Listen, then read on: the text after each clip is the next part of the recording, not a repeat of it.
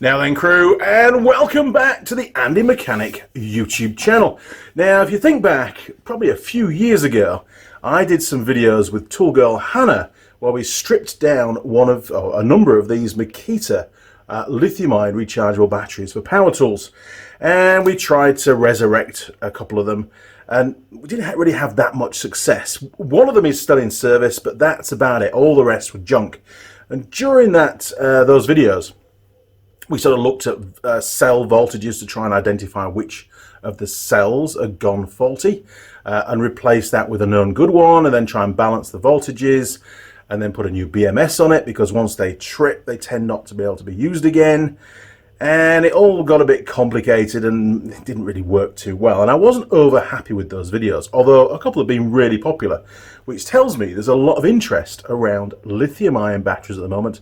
We see them in all sorts of stuff now. You know, there's been a few years have passed.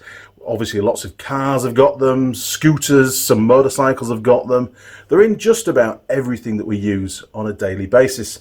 And if you watch the news or Facebook, which we all do, you'll see many videos of cars spontaneously combusting and scooters catching fire, e-bikes as well, lots of e-bikes out there, of maybe more dubious brands where the BMS in that lithium-ion battery pack isn't quite as conservative and as programmed as to be as safe as possible. Because some BMS systems, as soon as they sense the batteries are too cold or too hot, or if there's too much current draw on the battery, I know that there's a particular battery that I've worked on a few times which has got a 100 amp fuse soldered in to the main board, which is the BMS. And when that fuse blows, the battery's junk. It's never ever going to work again. And they're not a serviceable item. You know, they're all sealed up and glued. They don't want people going in there. So replacing the fuse is extremely difficult. So anyway, I came across a couple of batteries very recently. They're quite old. Some more lithium-ion batteries.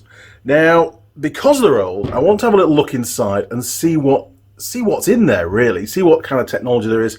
Do they have a BMS? Is there a circuit board that monitors cell temperatures? You know, is there a little thermistor in there to measure that, to give it as an input? I don't know. What I do know is these batteries are junk. I don't know if they've still got any residual charge in them. We're going to check that. And then we will cut off, hopefully, without too many flames, we'll cut the top off and have a look inside at the cell configuration. Because I think lithium-ion batteries now, they're here to stay, and it's good to explore and to learn, right? So I thought I'd take you on the journey. These are going to go in the bin at some point anyway, so why not make a video on them and delve a bit deeper? Here we go.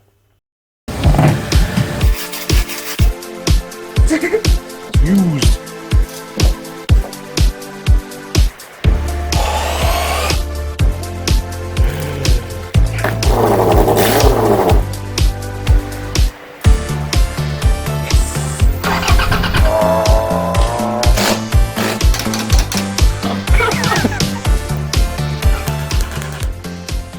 You don't paint something without warning. Honestly. So let's first look at the battery tender lithium-ion battery. Now this, like I said before, is pretty old. It's part number BTL14A240C. Just down there. There's all the specs for those that are battery boffins out there. And it has dual terminals as well, which will make it even more interesting getting this stripped down. But you can see on there, look, lithium-ion battery, and it's super light, and that's one of the main benefits of lithium-ion batteries in motorcycles. A lot of dirt bikes these days, motocross bikes and stuff, which have electric start, they use lithium-ion batteries to try and keep the overall weight of the bike to a bare minimum. Yeah, this could go drastically wrong, couldn't it? Okay, let's take a closer look and come up with a plan of attack. Okay, forgive the cobwebs, because it's been stood around for a while, I think, this one, before I got hold of it. So, what have we got here? So, it's a Life P4, batterytender.com will have some information on this. I don't know if they still make this or not.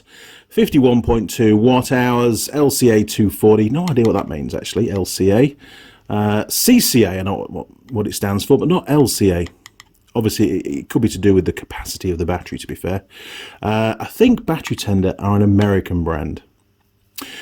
Now, there does appear to be a seam around the top here, so that's what I'm going to attack with, and I'll use a slit disc, I think, to get in there. I'll just gently pull that apart. Obviously, there's going to be some wires from these terminals down to the BMS, and you can see it's obviously a bit corroded as well. It's been on a vehicle for a very long time, probably a motorcycle to be fair, but we'll just cut down across there. It doesn't look distorted as the casing like a traditional battery. It's been overcharged. I don't know the reason why this has failed. We might find a broken wire, who knows. But first of all, before we go any further, I need to make sure that it's completely flat. So let's get a multimeter and just check the voltage across those terminals. Right, said Fred, new battery in the meter because it was flat. Okay, we'll try this pair first. What have we got? Make sure we've got good contact. We have got nothing at all on those terminals. How about the two rear ones? Nothing at all. Output has completely ceased. Okay, while I've got the meter out, let's just check the other one, which is a power rod. More details on that later. And we've got, let's see if we can get down to the actual terminal. Now that one there, let's get the lead out of the way for you, has got 3.13 volts. So there's still a little bit of life in that one, so be very careful with that. It's not quite as dead as somebody said, is it? Okay, but this one has 0 output. Double check. Yes, absolutely nothing going on with that one at all. Completely dead. Yeah, okay, cool. We know that that one is completely flat. So the next job for me is to cut across that seam. Okay, first of all, I recommend that you don't do this at home. This could be potentially dangerous. We'll wait and see, won't we? But for me, I'm going to wear some eye protection. A full face mask might be a better idea. And I'm going to use my trusty Makita angle grinder with a slit disc on board. Okay, here we go.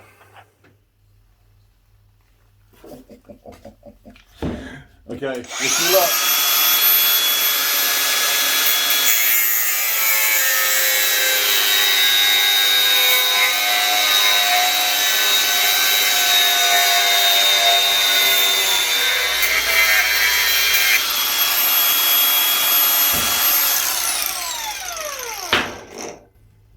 Well, up until now, no smoke. Did hit a couple of things on the inside. Okay, right, so what have we got? So being very, very careful here what's going on, because I don't want this to, well, you know, ignite. So clearly that's the BMS. We've got the cell pack down here. We've got the main negative, main positive, and we've got some additional wires that are feeding information. One of them's probably the cell temperature. We should find a thermistor in the middle of the cells, and that'll go up to the BMS. It makes a decision: is the battery safe to take a charge? Is it safe to give an output? And is the output too high? Potentially. Okay, so we're going to have to cut some wires. So let me get some snippers. We can disconnect that off the BMS, hopefully. There we go, look. There we go. Right. So the information line, so to speak, is now away. I'm going to cut these two and separate the top. Okay, we're going in. So clearly there's no breakage between any of the terminals. That was all still connected by the looks of it. Okay, the top is now clear. We'll put that to one side for a second. Let's just remove the BMS from the front cover, from the top cover. I know it's the wrong screwdriver, it's just what's to hand, right? Looks a pretty well laid out battery, to be fair. The BMS is super secure, being on the underside of the lid. Okay, so can we see on the BMS any damage? Right, I'm going to take this safety glasses off so I can see what the hell's going on. Okay, now I'm not an electronics expert. I'm not too sure what all these things are. Could they be resistors? I don't know. Are they chips? I don't know. But I mean, in actual fact, there isn't really a proper full-size chip on there, is there? Let me go and find the BMS. I think I've got a spare one that came out of one of those Makita batteries and compare it. Okay, I couldn't find the remaining new BMS that I've got from all those years ago, but I do have another one that's dead, which I've been keeping for, I don't know, whatever reason. Hadn't really planned on pulling one of these apart today, but anyway, luckily we had one on hand. That's one. Brings back a lot of memories actually pulling this apart. Tool Girl Hana had a lot of patience doing those videos because they were strange videos. And I am by no means an expert on lithium-ion batteries. Please don't think that I am. But I did find them extremely interesting, and I learnt a lot from doing those videos, which was good. Now this one does have some charge in it, but when it's on the charger it says it won't charge anymore. I don't think it's completely flat. Right, there we go. We'll get rid of that. Okay, get rid of that. And then we've got, this is the BMS, so we'll take that off completely. That's the plan. Okay. Little circuit board down there for the lights and things.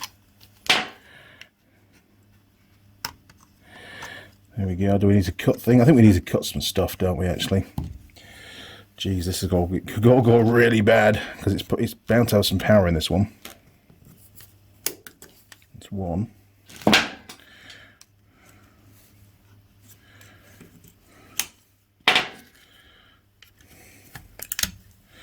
Two. Main terminal. I'll have rid of that. Keep it on camera, Andy. Keep it on camera because you're not doing this twice.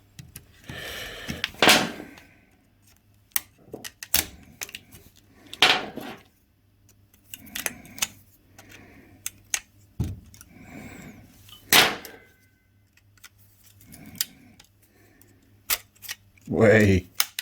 Okay, that's that one off. I know some people will look at this going, Andy, what are you doing?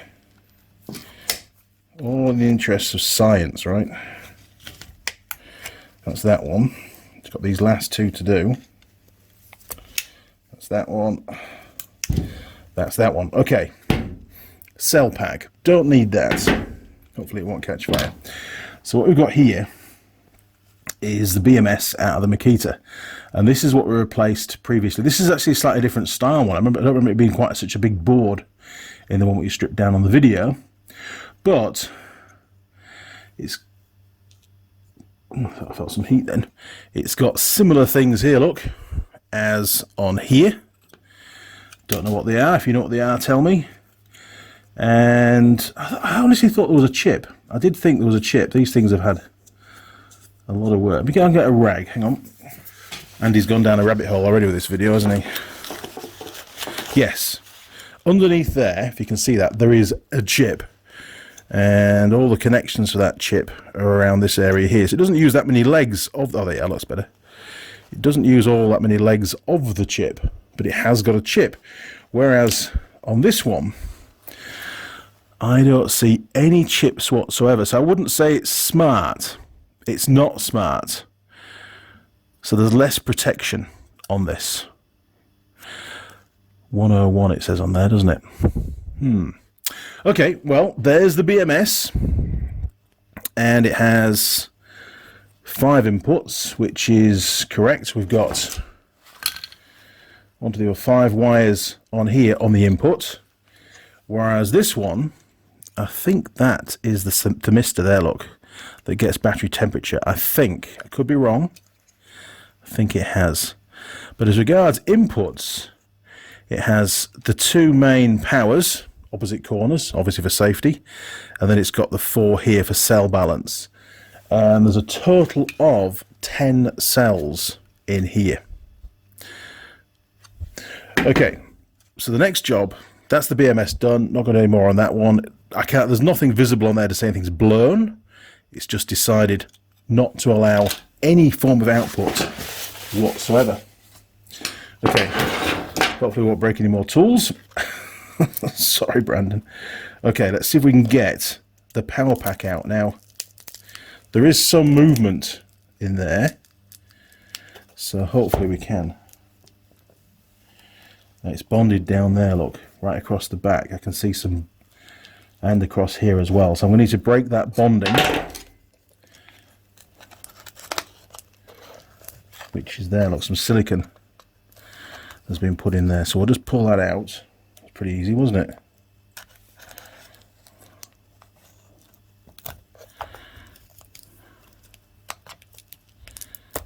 Right, so that's out of the way. There's probably some down the bottom as well. So because there's no output, that could be decided by the BMS. But saying that, these power wires, that was one of the big differences. The power wires didn't go onto the circuit board on this BMS. This just receives some inputs. So how could this possibly cut the power output of the batteries? I don't think it can. I don't think that's even an option. This one, however, can, because all the power is out of these little terminals here, whereas on this one it's straight out of the wires onto the battery terminals. So yeah, way, there we go. So it was bonded down the bottom, and his hand-fistedness. Now these are very different kind of cells. They're almost like flat cells, and it feels a little bit expanded, to be honest. It feels quite blown up, and there is some staining across the back. So I'm going to very, very carefully remove this blue wrapper, and then we can get a bit further in. I'm very dubious about this. It has got a part number on it, PBT02L-40X-C77, and there's even a barcode and some more numbers down here. This probably is an off-the-shelf kind of a pack that battery tenders then just put into a casing. I don't know, not entirely sure, could be wrong. Right, I'm going to be very, very careful. I need a blade. Whew. Okay, I am going to wear my safety spectacles again. I've got to get on a flight tomorrow to Sydney, so very, very early in the morning, so I don't want to be, you know, harming myself. I'm going to put the blade on super short. Mind you, I can't really see what I'm doing, so super long. And we can cut across there first. I wonder if I can just tear it.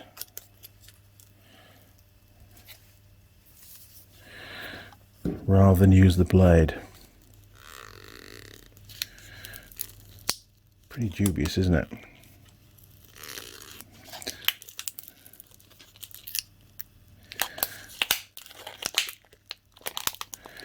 But it is working. Extremely dangerous, Mr. Young. You shouldn't be doing this kind of stuff. Oh, there you go. Look, you can see all the individual cells now. This outer cell feels very, very ballooned, as does the other outer cell, to be fair. Make sure we don't get it. It actually smells as well quite badly. Ah, okay. So, just getting rid of that. What do we see? Well, everything's quite soft and squishy. But if you look down here, we've definitely got some kind of degradation, some leakage from that cell. So this is getting quite dangerous, I think, because any one of these cells, if it creates a short and it's got charge in it, could spontaneously combust. Probably take out my workshop as well, to be fair, which is not ideal. All in the interests of science, and we'll get those screws out of the way. Okay, let's see if I can remove the rest of this plastic without blowing myself up.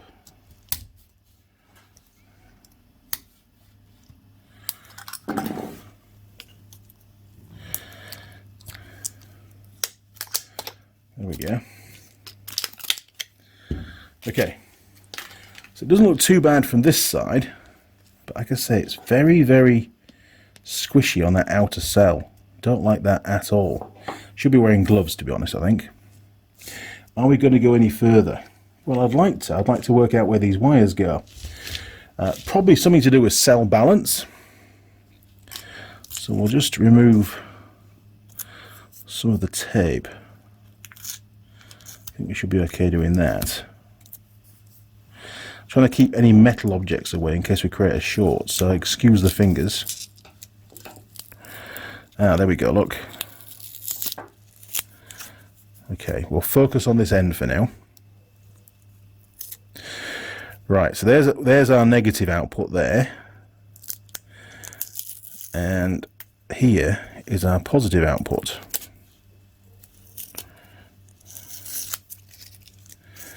Making a mess, Andy, making a mess.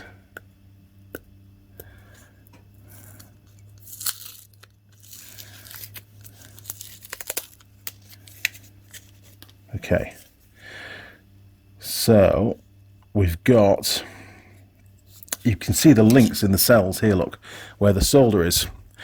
So we've got the positive output here. That's bizarre, isn't it? All these are soldered onto a common bar. How does that work? How on earth does that work? Surely that would create a short. But is it actually metal? That's the question. This thing shouldn't conduct, should it? It must be plastic. It has to be plastic. It is plastic. There we go. Okay, so some kind of nylon-y, plasticky circuit board stuff, which they've just tinned with solder.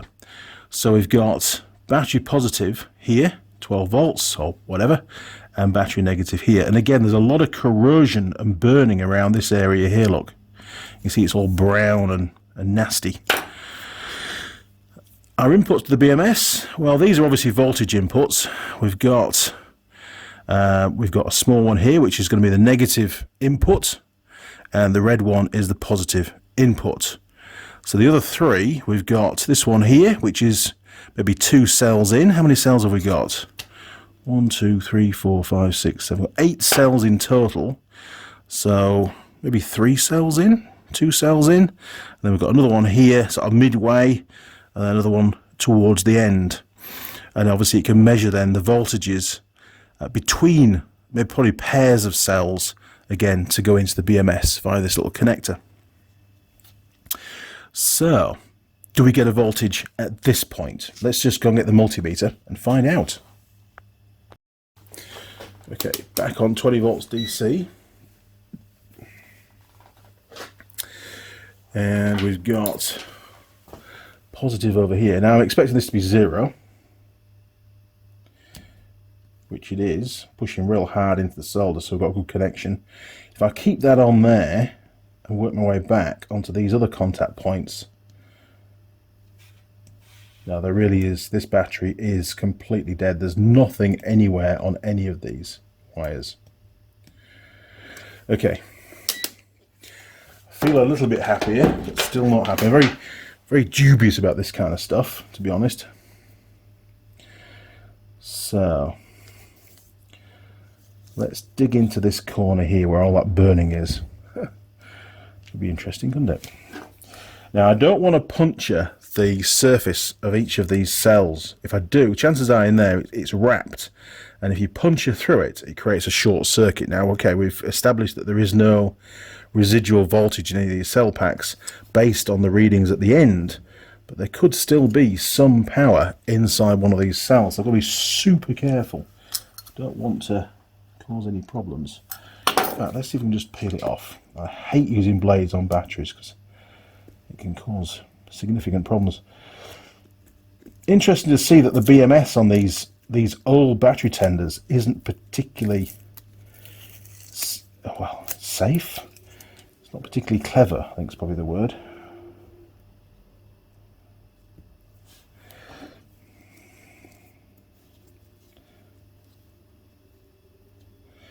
What I could do with it is like a plastic screwdriver. Be good for this, wouldn't it?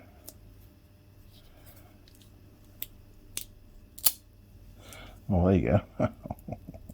So that's just, I've just broken that off, and you can see where it's connected to the cell in there.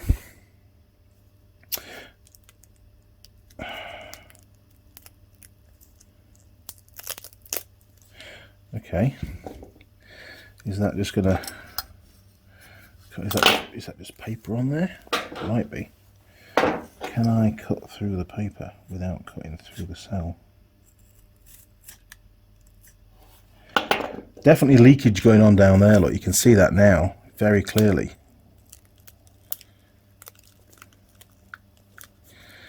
As we separate these cells.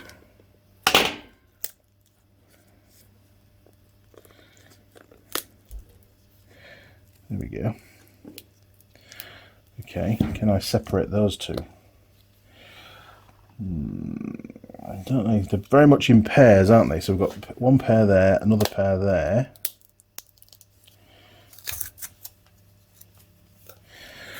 And if we're very careful, we might just get these last pair apart as well.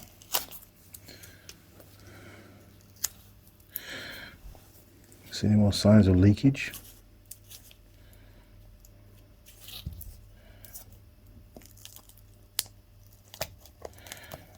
There we go. So sort of, it seems to be wired up as 4 pairs of cells. And there's actually a little barcode and more information on that one there, look. So 5656113LXP is that cell, but it's definitely been leaking at that corner there. If you see smoke, I'm gonna run, right?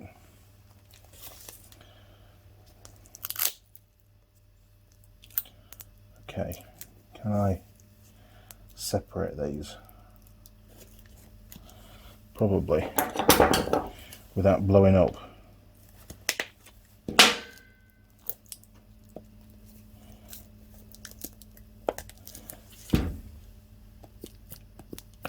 You can see it's they're very swollen.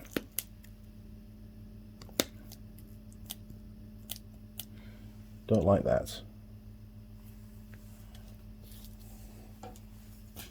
I'm standing back. Okay, that's one cell, or one pair of cells out of the way. Some people that do batteries will be laughing their heads off at this, won't they? You can see lots of corrosion under there now. So there's obviously been some leakage, without a doubt. So, can I cut through that one? What I'm feeling for is heat, because that's usually the first sign of any kind of chemical reaction that's occurring where it could lead to explosion, which we don't really want. Well, not with me around. I don't mind if there's an explosion and I'm not here. Right, okay, that's 2 pairs separated.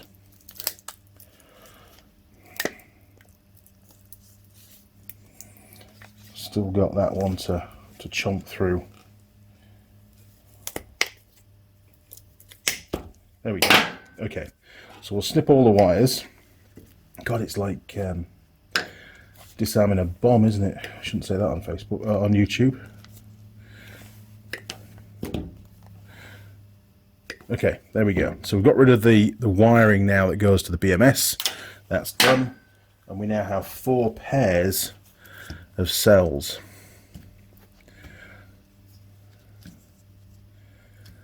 Which I'm quite dubious about. I keep saying that, but it doesn't look ideal, does it? So there's definitely leakage down this area here on that one.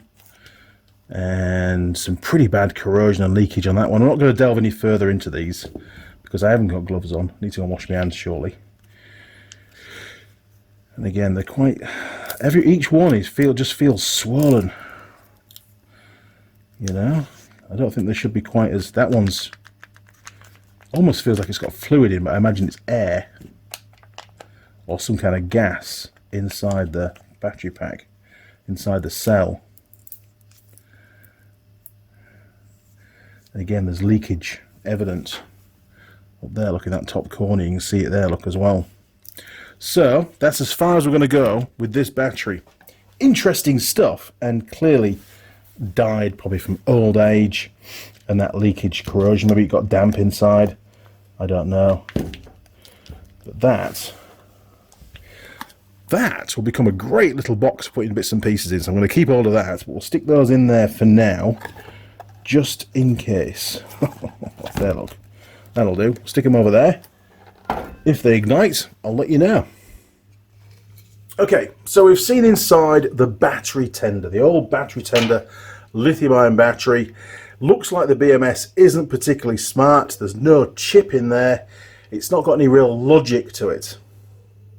and it can't cut the output of the battery, and by the looks of it, it also can't prevent the battery from being charged should there be a fault. Very different to the Makita batteries. Okay, so the next one is the power rod. Now I think this is a little bit newer. It doesn't have, oh, it's got a little test button on top. On there, look, you press the button, it'll tell you how charged up it is. That's clever, isn't it? Okay, now we know that this has got about 3 volts in it, so we'll be super careful with this one. But I think it's going to be the same method of entry. There's the seam, so I'm going to cut through the seam and hopefully we'll be alright. But this one is, just for reference, a PLFP-14BR battery. Lithium-ion phosphate. Okay, and this only has 1 pair of terminals. Don't know where it came from. CCA, oh, 280 CCA, 12 volts, 48 watt hours. So, looking at the battery tender one, that one was 51.2, so slightly larger capacity on the battery tender. Okay, any more information on the Dave's tape? There you go, look, just to give you the reference. Like I said, pretty old version of a lithium-ion battery. So has it got a BMS?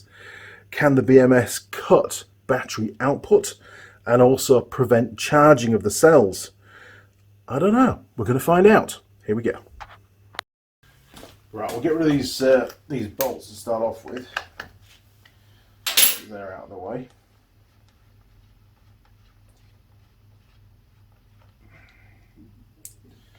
There we go.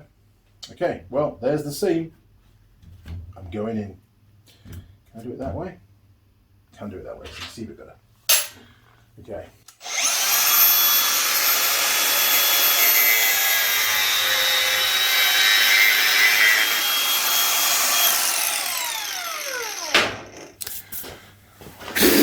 Okay, we're going in. Now I expect a few more wires because I've got that button and the little lights. Oh yeah, well the cell pack's quite far down, which is good, but it appears to be in a load of resin, so I'm not sure we can get that one out or not. However, a very, very similar layout, to be honest. We've got the 2 power wires straight from the battery, or the cell pack, to the terminals, and again the BMS has 5 inputs. One will be positive, one will be negative, and then the other 3 will be intermediate cell voltages, so picking up voltages like we saw before between a number of cell packs to give the BMS some idea of cell balance, which it needs to be able to work out what's going on. But again, I can't see how on earth this BMS could ever actually prevent the battery from the cell pack from being charged or discharged. Bizarre, isn't it? Right, so we'll just do exactly the same thing. Let's just unplug that first. Now, it looks like it's got a little latch on that one. Yes, there we go, look.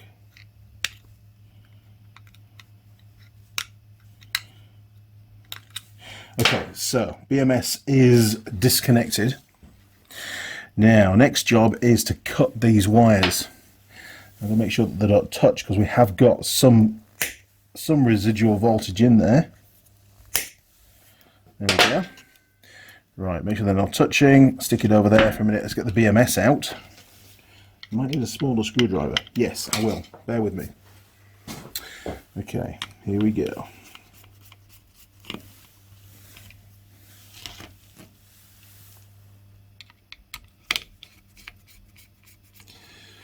So, a very similar layout, isn't it? With the BMS screwed to the underside of the lid. Now, of course, we're going to have some wires. Oh, it's all integral. That's pretty cool. So we've got the button for the test, and then we've got the 3 LEDs here, look, sort of integral to the board. So it's quite a neat design. There's no extra wiring required. You can see there, look. So it's going to be in that orientation with the button here. That's your test button, and those are your lights. You only get 3 lights, but it gives you a rough idea how much charge there is. That didn't illuminate earlier on, by the way, with it being such low voltage. And you can see how the wires are just crimped down on these terminals.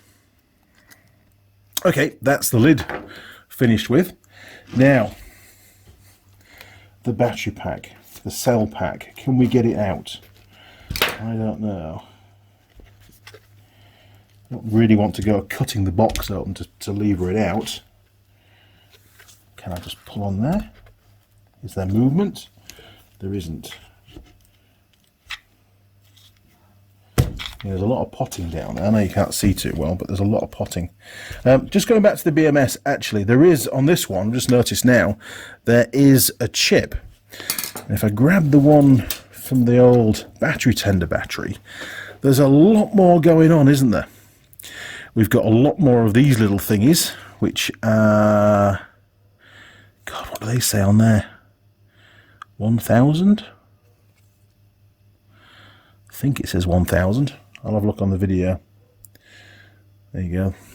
May I say it's... Oh, yes, 1,000. Yes, 1,000 each of those. We've got what definitely looks like a small chip just in there, look, as well. There's definitely a lot more going on with that one. Yeah, much more intricate circuit board, which has also got a part number on it. But there's still only the 5 inputs, and it still, I don't believe, can manage whether the battery takes a charge or gives an output. So pretty basic, to be honest. So I'm just trying to break this potting away from the sides without risking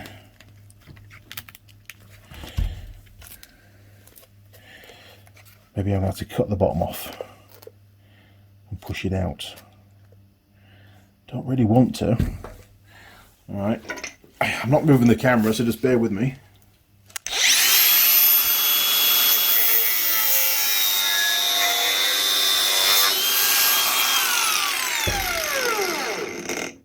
Okay, oh, there we go. Right, I don't think I caught the cell pack anywhere. Right, cell pack is out. The only heat that I can feel is from the grinder. Get rid of that. I can't use that as a parts bin now, can I? Get rid of those, get rid of that. Okay, so I think the first thing to do is just shorten down these wires. Don't like the idea of them being so long.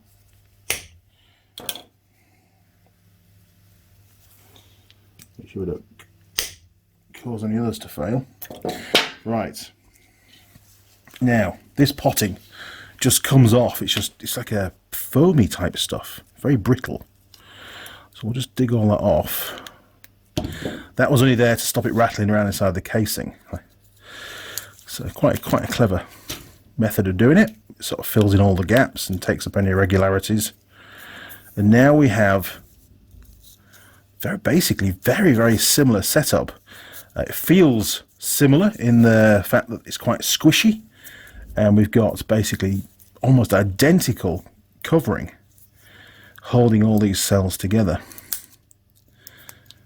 So remember, one of these cells, or some of these cells, have still got some kind of residual charge, so we're very careful how we do this.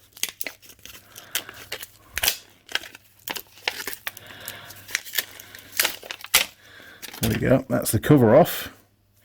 Oh, it's almost like we've done this before, isn't it? Okay, so if we get our multimeter, let's see if we get a voltage across those two. We should do, shouldn't we, really? Okay, multimeter.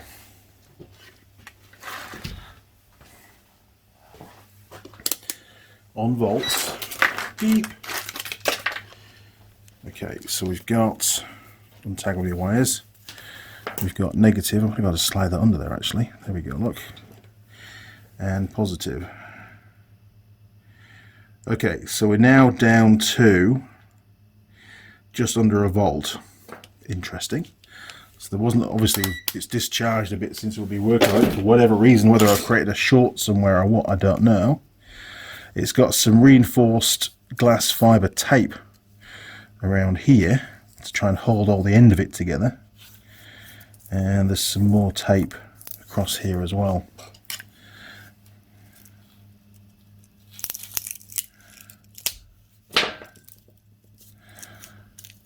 And it does look like there's a little bit of corrosion in there, but that might just be the outer casing that's corroding.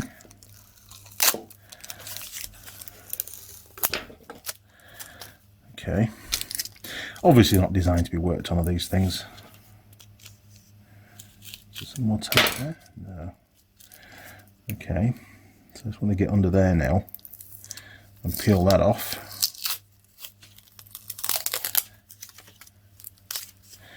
I find it very interesting pulling these things apart to see, because they're very different to a normal battery, aren't they? You know? Bits of plastic everywhere. Okay. That's more like a papery type insulator, isn't it? Underneath that glass fibre tape, that glass fiberglass type tape, reinforced. Okay. And there's some more across the bottom, isn't there? Let's get rid of that.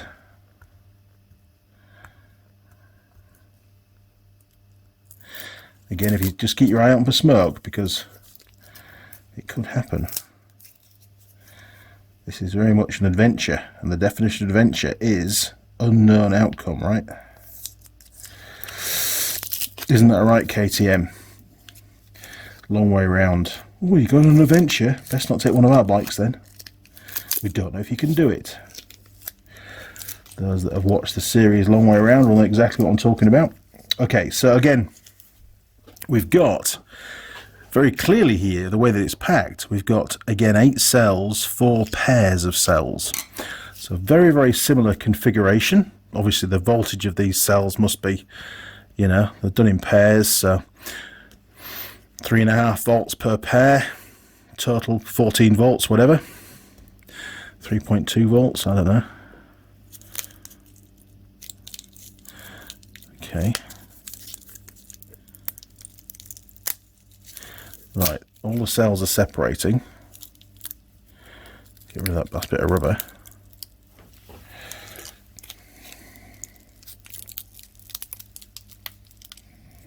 That rubber gets everywhere, look at that. So it's high, it's obviously injected under high pressure, because it's got right between all the cells as well to stop them all rattling around.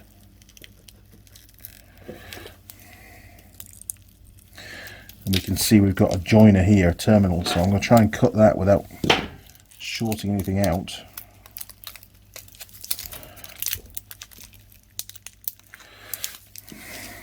And again we've got one there, look.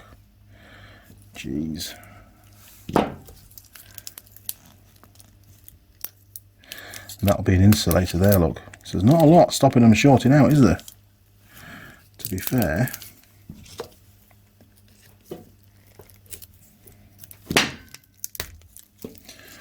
Okay.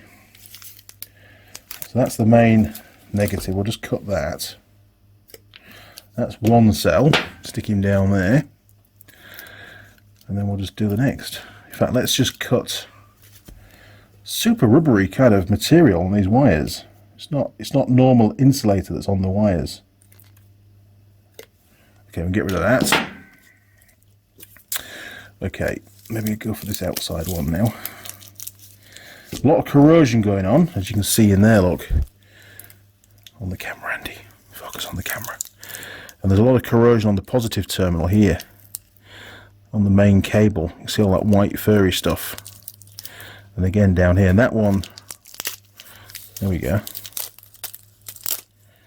Okay, so that's the next one off. Get rid of that. And that one's got 2. That's your main, that's your 12 volt out. The main full positive to the BMS. And then again, we've got one at the start where it comes into this cell. There's a lot of powder on these ones. I'm quite dubious about the chemicals that are on my hands at the moment. Okay, that's the next one. Should have worn gloves, Mr. Young. Because these things are nasty. They really are.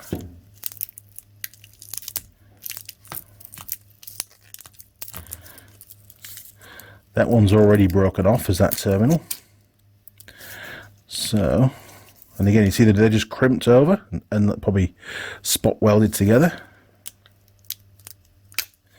There we go. Okay, so these 4 pairs of cells are now all split.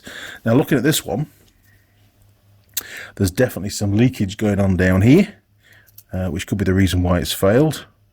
Again, I'm not going to delve any deeper into the cell itself, I don't think. I suppose maybe we could pull one apart. Can't harm, can it really? Only 3 volts. Okay, let's look at the other ones first. And again, it's all quite corroded around the base. There's obviously been some kind of leakage going on down there. How's this one looking? What's it like down there? That's not quite as bad. And the last pair, again, yeah, there's some leakage been going on down there. So again, and some green crusties. There, look. Well, that could be the actual paper, actually, rather than green crusties. So yeah. Okay. Very, very similar in design to the battery tender is this motor bat. And we'll get rid of those 3. I'll chuck them over there out of the way. I'll stick them on the bench. Hopefully they won't short out. And now we've got a pair of cells. So I want to get down to just a single cell if I can, without although saying that, look, this looks to be a single cell. See how the way it's packed? Forget one of the battery tender ones. These are specifically separate cells, whereas this is wrapped as a single cell. So we have 4 single cells in this one. I thought there were double cells again, but they're not. They're single. So 4 separate single cells. This is just one. So I'm going to put some gloves on and we're going to pull that apart. Just, you know, for the sake of it. Now, I hadn't really planned on going this deep on this video, but the curiosity's got the better of me. So, safety glasses are on. My plan, I think, with this is just to get some scissors and cut very carefully, take that little flange off the sides and maybe the end as well of the battery. Now, we'll be very, very careful because here we have the 2 terminals. So what we'll do first of all is we'll just measure the voltage across those 2 terminals to make sure that this battery, this cell, I keep calling them batteries, this cell is completely flat. Regardless, we're going to go in. So first of all, voltage test. Okay, 20 volts.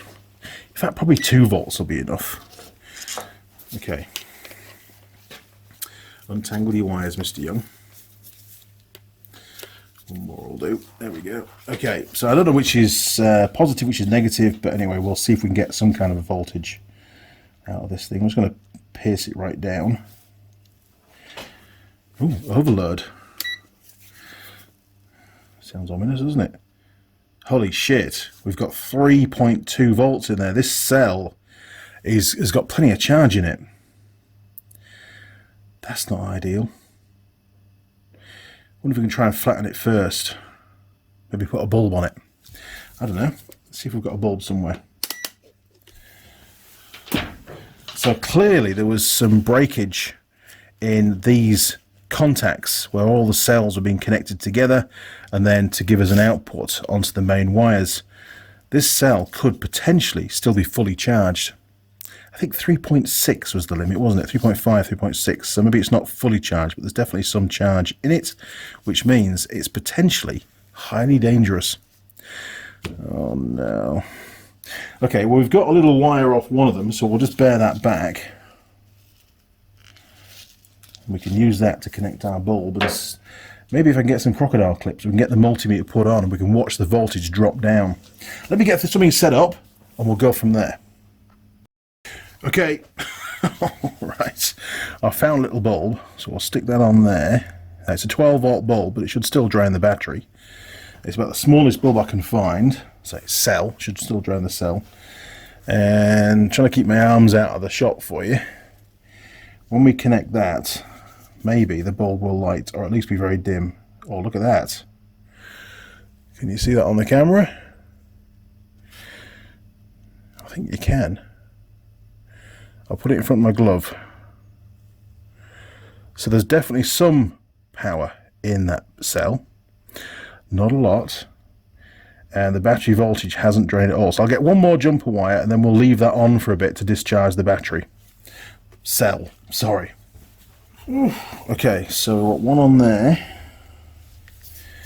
God, hopefully it won't short out. And then just one on there. There you go, look, you can see better now. So the bulb, the little tiny bulb, has definitely been lit by that cell. So I will go and have a cigarette and I will come back and hopefully that will have discharged. It might take some time to do it though, because this little tiny bulb won't be using much current, and the voltage on the multimeter hasn't dropped at all, which indicates there's hardly any load. Maybe we could try a bigger bulb. Let me go have a look.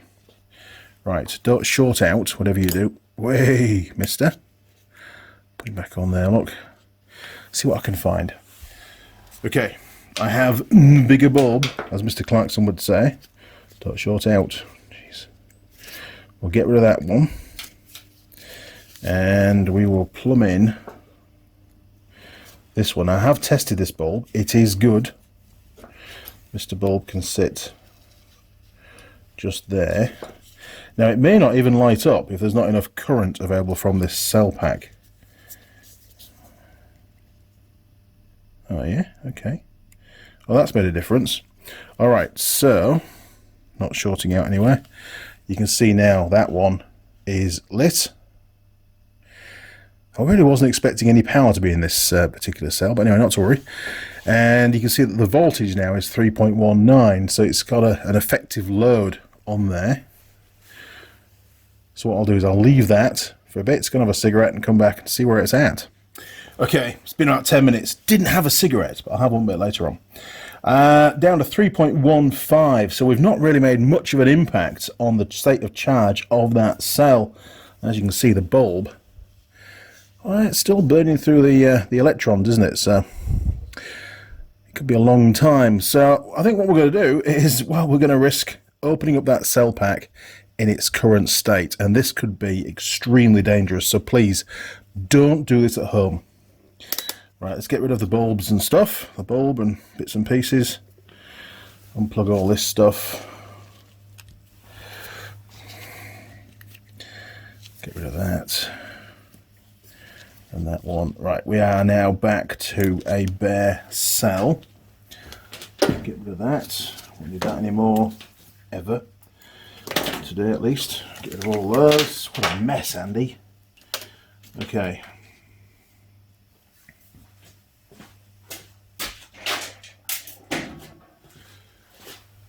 Right. Okay, I'm not going to stop the camera because it's all about continuity. So you've seen that this has still got 3.15 volts in it. I'm going to move my grinder. Don't want that to get damaged. Because worst case scenario, this thing's going to go up, right? Yeah, I might be a bit of a drama queen, but I don't want it to fail. Okay, so let's get rid of that little extra wire for now. Bearing in mind, if those two are to connect together, it would be a short, right? So we'll be very careful here. But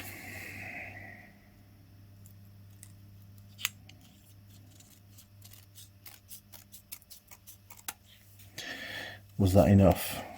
It wasn't enough. Jesus.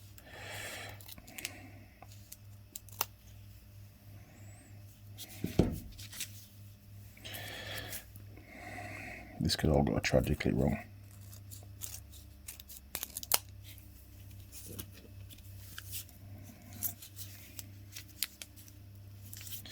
Still sealed.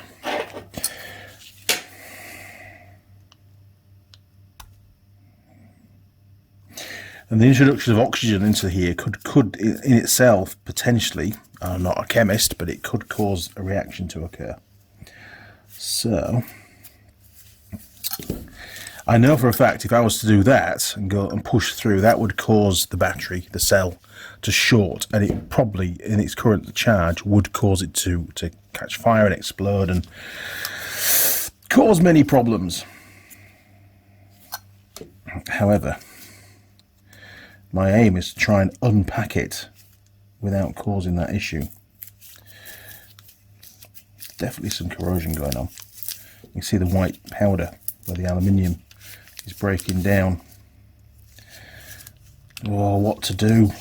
Do I keep going? I know you want me to keep going, but I don't want to burn my workshop down, do I? It's quite a blunt blade now, unfortunately. Right, we're in. What's going to happen? Okay. Just checking that there's nothing untoward. Trying to pull that away from the cell because it's going to be layered.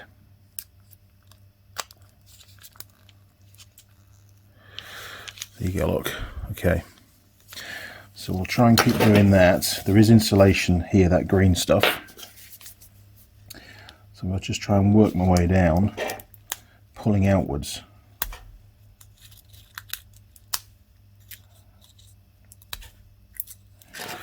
Are we on camera? We are on camera, because this, I'm only ever going to do this once.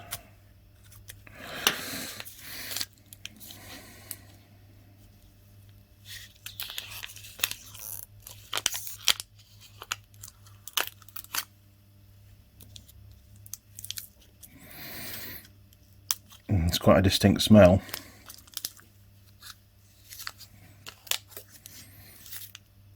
It smells very painty. There's no heat yet.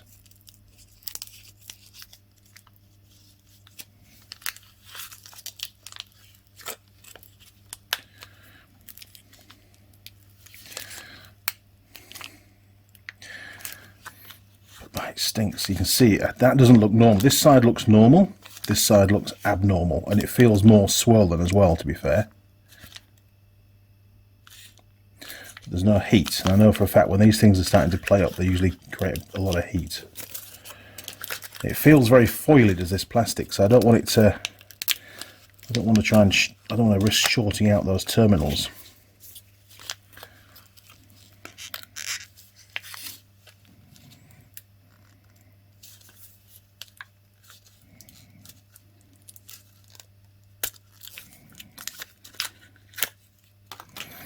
Okay, outer casing is off, successful.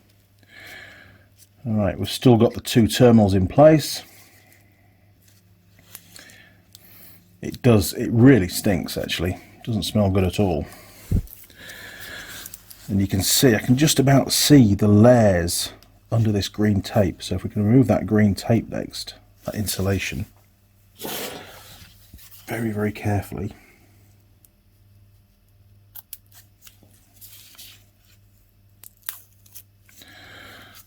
Then maybe we can separate the layers.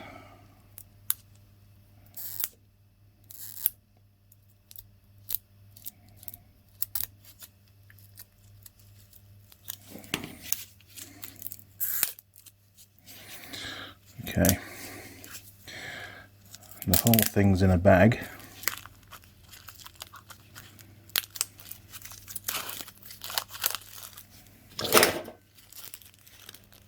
Right, we're into the cell. So that is the first layer of cell material. So I'm just going to break these off as we go, and then we can fold that one back, and we'll just try and keep doing that as we work our way down. We don't want to create any kind of short circuit if we can help it.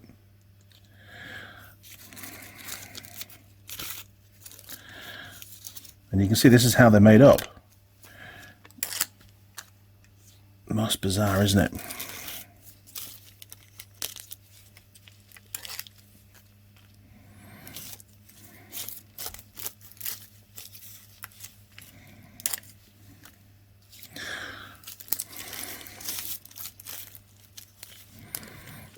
Well, I'm going to keep doing this until we're through. There's a lot of them. Obviously each one only produces a fraction of a volt. Each of these sort of, I don't know, electrodes, the plates. I suppose they're similar to plates in a lead acid battery, aren't they, I suppose. I think once they're out, they're quite. Let me just cut this off. I think they're quite safe.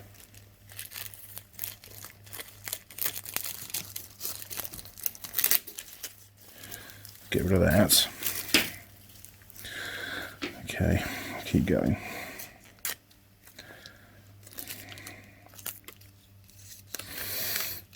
Really does stink, to be honest. Whoa! Did you see that? There was a spark. I saw a little tiny spark just up in this top corner here.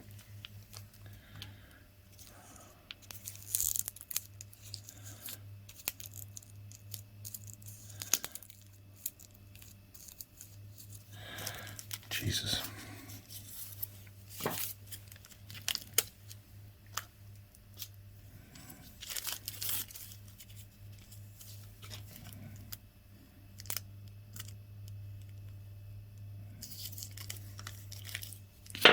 So there's clearly charge in this battery still, this cell.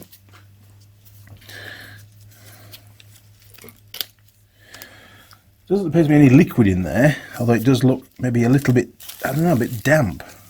See all this staining around here, look. Is that water ingress or is that a chemical? I mean, we've got a long way to go, look.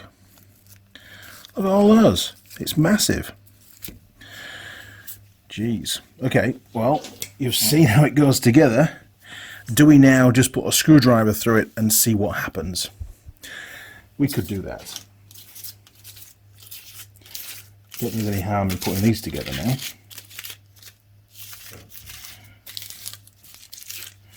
We'll get rid of the Tang Tools mat. Don't want to destroy that. Chuck those over there. Just going to fold those up so they don't short out on the bench. Okay, where's my damaged pick? There, look. Okay, I'm just going to bring the camera back a bit because we know that there's definitely still charge in there. I'm going to attempt, and this is ludicrous, really, isn't it? I shouldn't be doing this. Just going to clear my tool out of the way, get rid of any flammable material. Other power packs, cells, and so on. Okay. Right, I think we're at a safe distance. I have no fire extinguisher. I'm just going to pull you back a bit further because these things, when they go up, they can go up big time. All right, what have we got in the way of fire suppression? A metal plate would work well, wouldn't it? If I put a metal plate over the top, that will put it out.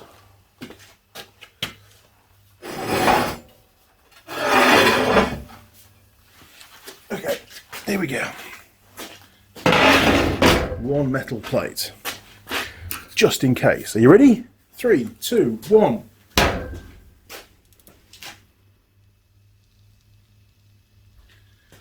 Oh. Wow. There you go, I'm standing back.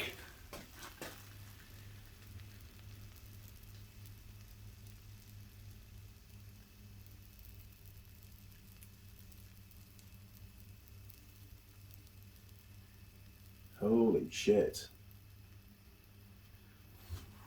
So you can see that there's fumes, there's some smoke going over to the right hand side. There's obviously heat being generated.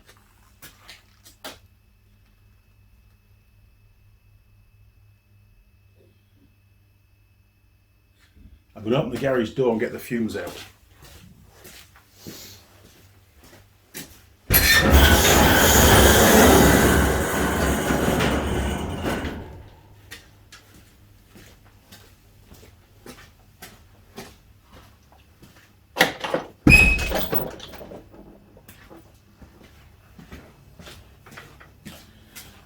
Oh, it's quite chemically, there's a smell. And you can see that the plates are all ballooning up.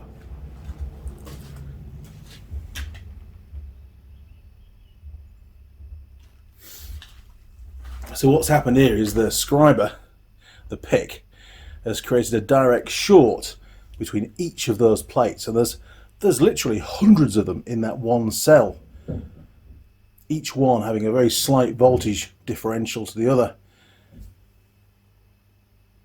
Well, the smoke appears to have stopped.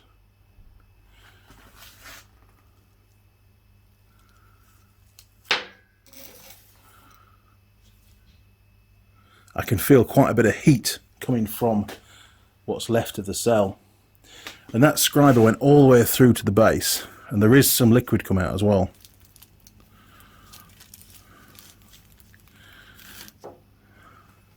There's still a bit of smoke coming out.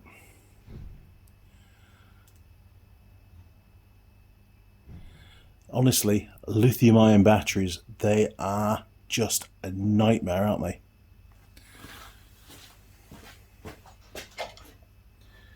You know, what you think is a dead battery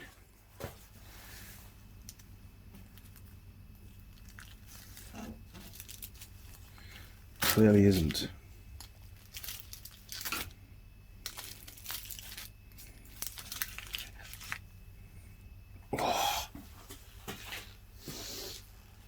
Quite caustic is the smoke, so I'm going to leave that alone to clear and come back. What will be interesting to see before we do that, because we're very close to the end of the video, is that cell still showing a voltage? Okay, multimeter to the rescue. There we go. Don't want to destroy that, but all in the name of science.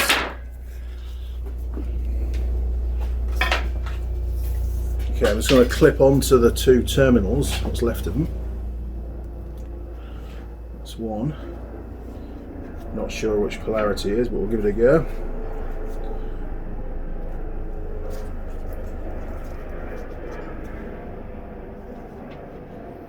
Okay, we are connected. What have we got? Ah, excellent. Okay, we're down to 0.01 of a volt. So to all intents and purposes, that should now be discharged. Does it change? It does. Look at that. We got up to 0.3 there, 0.03. But I think we're done. Whew. Okay. Dare I take this off? Jeez. Well, that was way more than I was planning to do, but it was a bit of fun at the end to get some smoke out of one of those cells, and it just goes to show how a battery that shows very, very little output is still got quite a considerable amount of energy stored. And I say a battery, a lithium-ion battery. These things, they're not safe, in my opinion. They really aren't. They're, you know, difficult to dispose of. Because they're made up of lots of different cells. If only one cell goes wrong, sorry, I keep looking at it because there's still smoke coming out. If one cell fails and does that, you can then get the domino effect, and it can take out all the cells. So, for example, you know, an EV car has thousands of these small cells. You know, maybe bigger than that, but there's lots and lots of them, at least hundreds. And sure, you know, one cell on its own may be considered pretty stable. You've got hundreds of cells all tightly packed together because they've got to get as many in as they can in a small space. Insulation is potentially compromised, it's not perfect. And as a result, if one cell out of those hundreds fails, they all fail. So realistically, whatever the potential cell failure rate is for one cell, you've got to multiply that by the number of total cells. And overall, that's the problem manufacturers are facing, is trying to prevent any cell failure, because if one goes, usually they all go. And I really don't like these things. I really, really don't. And I don't think it's the way forward. Jeez. Right, the fumes have just about cleared. I'm going to sign off now because I need to get some fresh air. But listen, guys, thank you very much for watching. Hopefully you found this video interesting. I sure as hell did. Again, I've learned more from these things. And it's, if nothing else, it's just confirmed even more my concern about the use of lithium-ion batteries, and how even when you think the battery's dead and there's no output, because the output could be prevented by the BMS. So you think, well, there's no voltage there at all. The cells are all discharged. In reality, as we saw with this one, there's well over 3 volts on that one cell. Still a lot of stored energy in what appeared to be old and defunct. So please, if you're all the lithium-ion stuff that you've got, please be very, very careful with it, you know, and just be extra aware. Okay, if you found this video helpful, why not click on the subscribe button, ring the bell, and that way YouTube will send you notifications as and when I upload any new videos. If you've got any comments on this video, if you can add to what we've seen, then please add them to the comments. This video I've done really just purely raise awareness even further of the problems associated with lithium-ion batteries, and the fact that often when you think they're dead, they're actually not dead. There's still a lot of potential energy, chemical energy stored in those cells. Now, you'll also find me on Facebook and Instagram. Feel free to peruse those platforms. You can message me through those platforms as well, or you can flick me an email, andymechanic@live.co.uk. Now, if you want to support the channel, if you want to contribute towards the growth of the channel and equipment for the workshop and that kind of stuff, you can do that in 2 different ways. One, through Patreon, and you can become a patron and send a donation through that, or you can send some hard cash through on PayPal. If it's the latter, then use the same email address, andymechanic@live.co.uk, to do that. Don't send the Patreon one, sorry, the PayPal one as a donation though. They don't like that because I'm not a registered charity. Just send it as a payment. Okay, crew, that's it from me on this video. Lots more videos to come soon. Apologies, it's been a while since the fresh videos hit the channel, but unfortunately we lost our little shop dog. We had to put it down, little Marmite. And life's been a bit turmoil. I've been away in the South Island and up north and all over the place. But, you know, videos are coming back to the channel now, so thank you for your patience. All right, chaps. See you next time. Over and out.